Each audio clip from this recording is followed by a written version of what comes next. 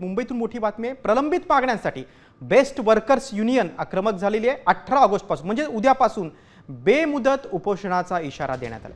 युनियनचे सरचिटणीस शशांक राव यांच्या नेतृत्वाखाली ऑपेरा हाऊस इथं हे आंदोलन होणार आहे। आपण अधिक माहिती घेऊ आमचे प्रतिनिधी गिरीश कांबळे यांच्याकडनं। गिरीश, प्रलंबित वेतन करार आहे, 7वा वेतन आयोग आहे आणि आणखी काही मुद्दे आहेत, उपोषणाचा इशारा आहे, काय तोडगा निघू शकतो का? उद्यापासून खरं तर या बेमुदत उपोषणाचा इशारा बेस्ट कामगारांनी दिलेला आहे।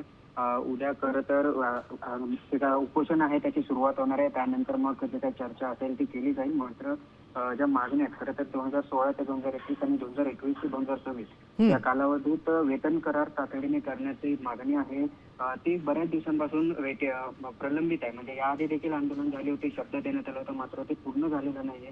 त्याशिवाय 7व्या वेतन आयोगाची शिफारस आहे आणि अशा इतर मुद्द्यांवर आहे। खरं तर चर्चा मागील काही दिवसांपासून सातत्याने सुरू होते, मात्र त्यावर तोडगा निघाला नाही। त्यामुळे आज अखेर त्यांनी उद्यापासून उपोषणाचा इशारा दिलेला आहे। ऑपेरा हाऊस येथील बेस्ट वर्कर्स युनियन कार्यालयात आहे ते उद्या 11:30 वाजता आंदोलनाला सुरुवात होईल।